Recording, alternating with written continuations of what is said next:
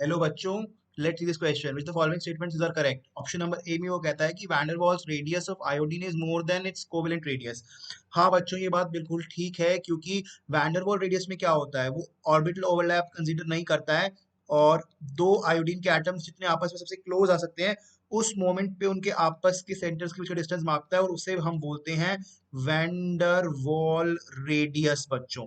ठीक है। मगर जो कोवेलेंट रेडियस होता है उसमें वो ऑर्बिटल ओवरलैप को कंसीडर करती है, और फिर जो रेडियस निकल के आती है that is called as covalent radius. तो हमेशा वेंडरवॉल रेडियस आयोडीन के केस में ज्यादा रहेगी as compare to covalent radius बच्चों। ठीक है। ऑप्शन बी में वो बोलता है कि all isoelectronic ions of corresponding elements belongs to the same period of periodic table. नहीं बच्चों, ये बात गलत है, क्योंकि आपका F माइनस जिसके अंदर 10 इलेक्ट्रॉन्स होते हैं, और जो आपका सोडियम Na प्लस जिसके अंदर 10 इलेक्ट्रॉन होते हैं, ये आइसो इलेक्ट्रॉनिक तो हैं, क्योंकि नंबर ऑफ इलेक्ट्रॉन सेम है दोनों में। मगर F माइनस बच्चों सेकंड पीरियड से बिलोंग करता है, और Na प्लस जो थर्ड पीरियड से बिलोंग करता है, so they do not belong to the same period. This is wrong, so we will not tick it.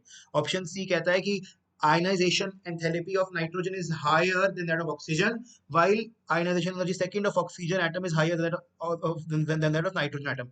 तो पहले वो कहता है फर्स्ट आयनाइजेशन की बात कर रहा है, IE1 की बात कर रहा है वो, कि फर्स्ट आयनाइजेशन जो नाइट्रोजन की है वो ज्यादा होती है ऑक्सीजन से, क्योंकि नाइट्रोजन क्या होता है बच्चों, 1s2 2s2 2p3 2p3, यानी कि half filled configuration, very stable configuration, उसके पी सब शेल के अंदर पैरेलल फिलिंग हो रखी है जो बहुत ही स्टेबल है।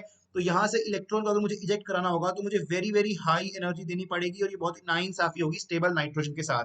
मगर ऑक्सीजन के केस में क्या है, मेरे पास 2p4 की कंडीशन है, और हाँ वो एक्स्ट्रा स्टेबिलिटी हाफ फील्ड वाली नहीं है, और उसमें से मैं इलेक्ट्रॉन निकाल सकता हूँ, तो ये बात जज जाएगी, ये बात सही है। इसलिए IE1 तो डेफिनेटली नाइट्रोजन की ज्यादा होने वाली है।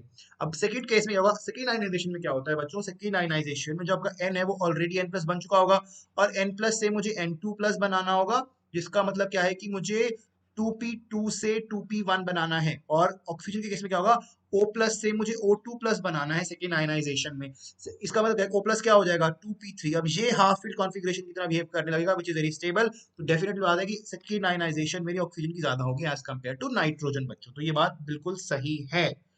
ओके।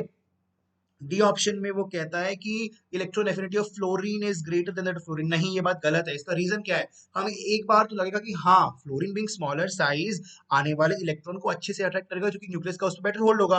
बट फ्लोरीन का क्या होता है बच्चों, वेरी स्मॉल साइज होता है। तो जैसे ही उसके आउटर मोस्ट शेल में एक्स्ट्रा इलेक्ट्रॉन आने लगते हैं ना, तो इलेक्ट्रॉन्स में आपस में क्या होता है बच्चों, 1 2 3 4 5 6 7 इलेक्ट्रॉन होते हैं उसके पास। जैसे ही एक्स्ट्रा इलेक्ट्रॉन आएगा एक और, रिपल्शन शुरू हो जाएंगे, इंटर इलेक्ट्रॉनिक रिपल्शन, छोटे साइज की वजह से इलेक्ट्रॉनिक रिपल्शन होने लगेंगे, और वो चीज फिजिबल नहीं रहती। मगर क्लोरीन के अंदर क्या होता है कि साइज थोड़ा बेटर होता है, थोड़ा बड़ा होता है एज कम्पेयर टू फ्लोरीन, वहां पे इजीली इलेक्ट्रॉन आ जाता है। Okay, so A and C are the correct option बच्चों।